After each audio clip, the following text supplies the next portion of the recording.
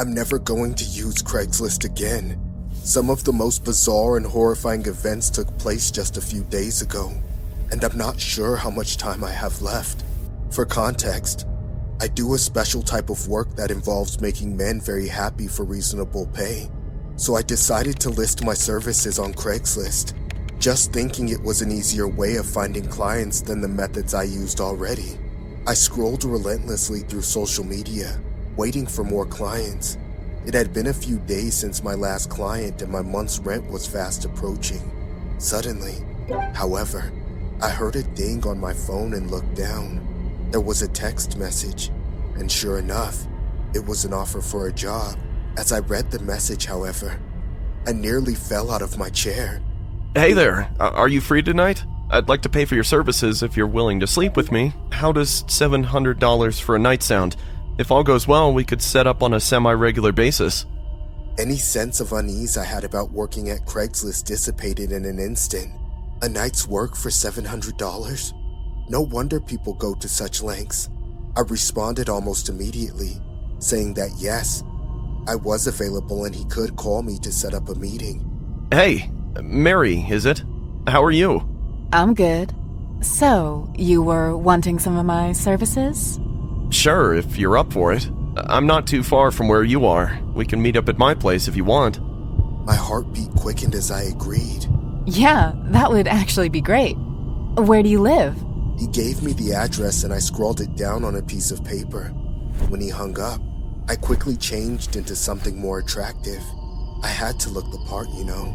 I drove across town, my stomach twisting in knots. I had no idea what to expect, but I pushed on. You don't know what you'll really do for $700 until you're in a tight position. When I pulled up to the address, however, I was more than creeped out. It wasn't like I didn't expect this. Most of the guys who order service like mine are ugly, but he looked even worse than you'd imagine. His straggly black hair hung low over his eyes, but it didn't do much to mask his triple chin. His face was voluminous, his body even more so. As he stood there, I almost cringed and backed away, but I forced myself to follow him into the building. This way, doll. Oh, okay. I couldn't help but feel as if something was off as he led me down the long, shabby corridor lined with doors. Suddenly, though, it struck me. I thought you said we were meeting at your place. Isn't this a hotel? Yeah, I just figured it'd be more comfortable here. I followed him into the room, and as he closed the door behind us, I knew something was wrong. He had pulled a gun in his pocket, and now he was taking it out and pointing it at me. Hey, what are you doing? Just relax, doll. It's not like anybody stays at this rundown schmuck hotel anyway. Nobody'll hear you. Now, you should know who I am. I backed away as he approached me, forcing me against a wall. As I did, his eyes lit up with recognition. Do you know who I am? I shook my head quickly, tears already forming in my eyes. I didn't want to know what was going on here. You probably don't know my name, but I'd almost bet you know what I do. Do you remember those prostitute deaths that were tied to Craigslist a few weeks back? The police never figured out it was me, but here I am. My heart nearly stopped as he said this. I knew exactly who he was now. I'd seen the cases in the paper. Before I get rid of you, though, I want you to take off your clothes. I couldn't do anything but comply. As I did, however, I noticed his face change as he lost focus, too busy with my assets. I took my chance, knocking the gun from his hand and throwing it out the open window. He screamed in rage, his face reddening as he ran after me. I made it to the door and opened it a crack, but he managed to grab me by the hair before I could get out. I screamed and screamed, louder than I ever had before. Suddenly, though, it paid off as voices sounded from outside. I saw a man racing toward me down the hallway. Help! Help me! He's trying to hurt me! I felt his grip loosen as the giant brute of a man neared the door. I ran out as people began to pour out of their rooms, calling the police. When the car arrived, I watched as handcuffed Philip was taken away. His eyes were still burning with rage as they shut the door. One of the officers walked toward me. Ma'am, I'll escort you home. Hop in my car. Still frozen in fear, I let the officer gently guide me in. As we drove away, however, something happened that chilled me to the bone. The police's radio static was broken by the sound of a desperate officer. Requesting backup, all units! All units! Markov has escaped! I've been living in fear ever since, constantly looking over my shoulder. It didn't get better when I got a call a week later, telling me to come to an address to identify him. I'm so lucky that I checked the number before I drove to the address. It wasn't the police station's phone number, and the disguised voice on the other end of the line sounded eerily like Markov's. I'm just hoping that he doesn't know where I live. This story was inspired by the true story of Philip Markov, also known as the Craigslist Killer. Only 24 when he died, Markov was responsible for luring sellers on Craigslist who offered erotic services. Markov had already assaulted 3 sellers before he was finally caught and apprehended.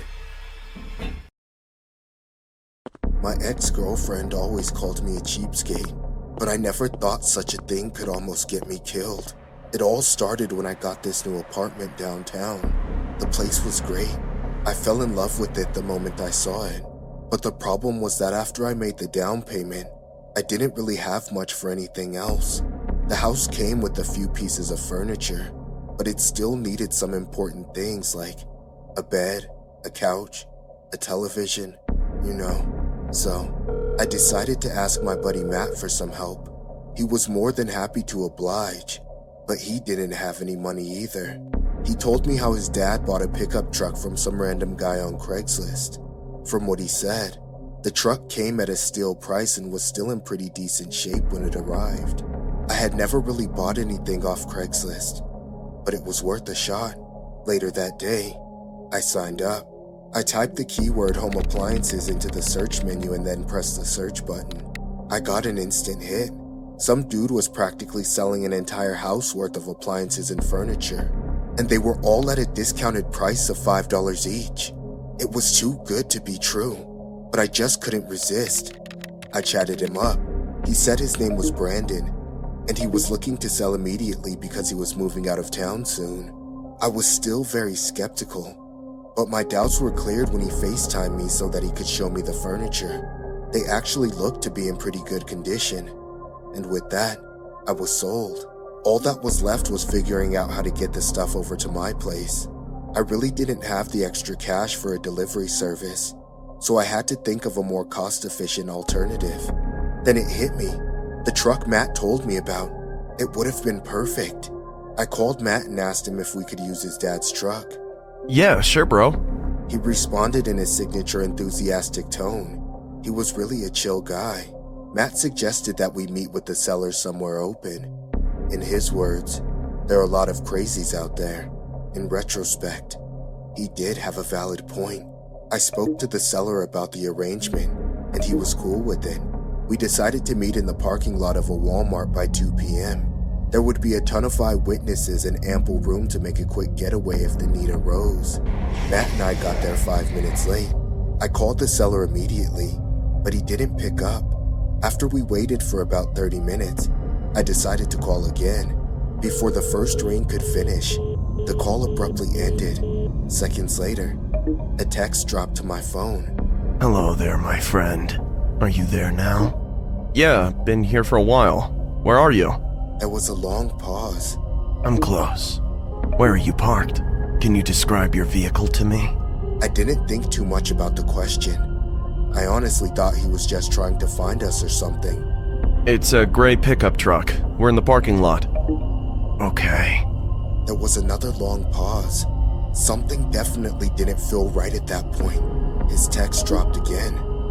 My car broke down a few meters away from you, but don't worry. I've already asked my brother to come get you.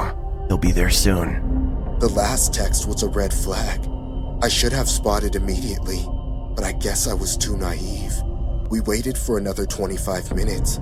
I tried to call again, but his phone was turned off. At that point, Matt and I had already exhausted our patience. We were tired and ready to head back home. Just as Matt was about to drive off, A man suddenly jumped in front of the car. Matt abruptly hit the brakes. The car jerked forward. Hey, you got a death wish or something? The man looked tattered, his hair unkempt, and his overalls were dirty. There was even a mustard stain splattered on his white shirt. His eyes looked like he had been smoking a ton of weed. The man approached Matt's side of the car. I'm sorry. Brandon sent me to come and get you. The man stuttered, but he was all smiles.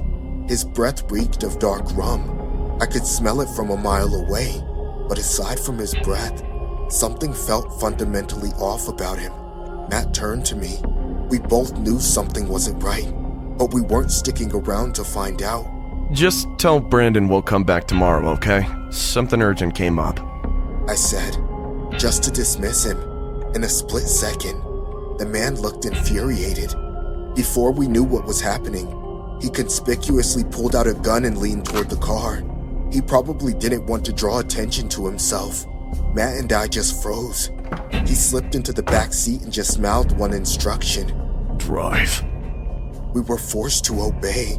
We had no idea where we were going, but with the gun pointed at our heads, it didn't really matter. As we drove, a text dropped on the man's phone. He was distracted. He began to reply. Matt slowly turned toward me and gave me a knowing look. I read it loud and clear. I calmly fastened my seatbelt and braced for impact. Abruptly, Matt stepped on the brakes hard. The man was catapulted forward, and his face smashed into the dashboard. He was knocked out instantly. I quickly pried the gun out of his hands. It was a long shot, but we were glad it worked. While we were still trying to catch our breath, we heard a beep. A text dropped on his phone. To our shock, it was Brandon's profile and number. The man had just informed Brandon that he had us in custody. Brandon responded by sending him a location. Matt and I immediately contacted the police. The police department hurriedly dispatched a SWAT team to the location. It was a warehouse. But what was truly disturbing was the manner of horrors going on behind its walls. The police uncovered a syndicate of organ harvesters and human traffickers. They had basically set up shop there. We thought Brandon was the kingpin, but he turned out to just be another unfortunate victim. The police found his body gutted and buried in a shallow grave. The despicable individuals were arraigned in court and indicted. Matt and I drove home that evening, wondering what could have been our fates if things had turned out differently.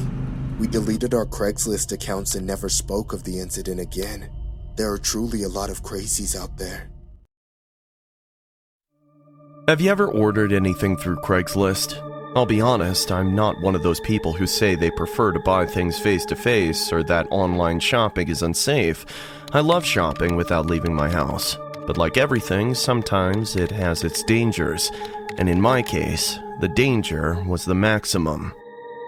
It all started when I bought a makeup kit from Craigslist. You never know who's on the other side, but we tend to think they're women too. Never a psychopath who would do anything to ruin your life. At first, everything was fine. The order arrived the next day. I happily went out to retrieve it, but when I got it, I noticed something that caught my attention. A man was looking at me from behind a bush. Although he was wearing a mask, it was obvious that he was staring at me. He was clearly trying to hide, but he was doing a poor job of it. Uncomfortable, I hurried back to my house and locked the door. I didn't know who this man was, but I was definitely not in the mood to deal with him. I took out the products, and luckily, everything was quality. I started trying on the lipstick and eyeliner. Everything was perfect. Obviously, I wasn't going to do my makeup for nothing. I was planning on going to see my boyfriend.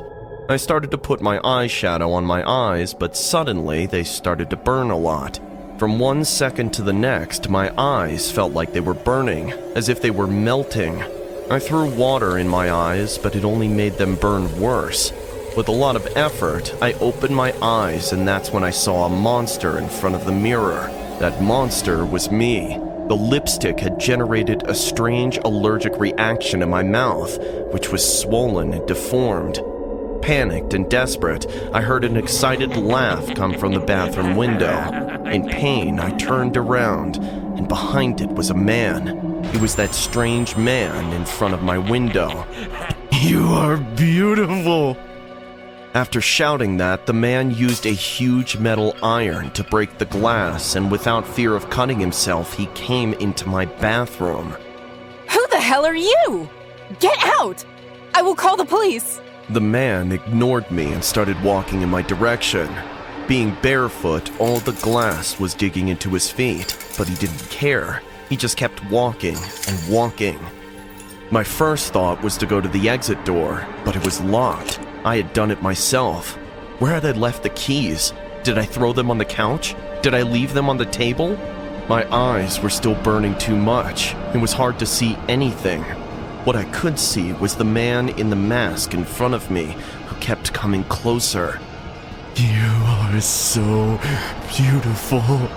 It's so nice to see you. This makeup really made you pretty, don't you think?" You're the one with the makeup? "Yes. I have a goal. I have to find the love of my life, but first I'll make you the most beautiful woman." Leave me alone! Not knowing where to go, I made the most wrong decision I could make and ran to the basement, the only place I had available to escape. I turned off the lights and hid behind some furniture. If he didn't see me, sooner or later there would be an opportunity for me to escape. "You know, Craigslist is the perfect place to find women like you, but you're imperfect. I just want to make you prettier.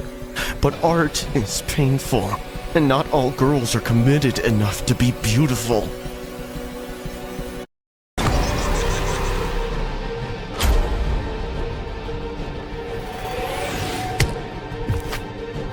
I had to take advantage of that hit. I didn't know if I was going to get a chance like that again. I ran down the stairs, and looking a little better, I grabbed the keys on top of the table and headed for the exit door. In the meantime, the screams behind me didn't wait long. "My mask! What have you done to me? Why do you refuse to be beautiful?" Nervous, I put the key in the door, but it was upside down. I took it out and put it back in, but after the first turn of the key, someone put me against the wall and pressed my face with both hands. "You can't say no to perfection. You will see how you will be one of the most beautiful women of all, or you will die trying. This world is not made for the lukewarm. You are destined for greatness." You just want a girlfriend as horrible as you! I took advantage of the fact that I had hit him again to run to the bathroom. The man was faster and stronger than me. I could escape through the window, but he would catch me in a matter of seconds, and no neighbor could save me. I had to do something. When I got to the bathroom, I waited for him, ready to attack him. I had a surprise for him. I put myself against the window, ready to escape if things got complicated, but something strange was happening. He wasn't coming. The psycho let go of me and stomped on my face as hard as he could. I was squeezing harder and harder. It hurt so much, and I didn't know how to escape. At my worst moment, I heard something hit the psycho. He was my boyfriend. Late, but he had come looking for me. Unfortunately, he couldn't do much more than save me, because the stalker quickly dominated the fight and beat him to the ground.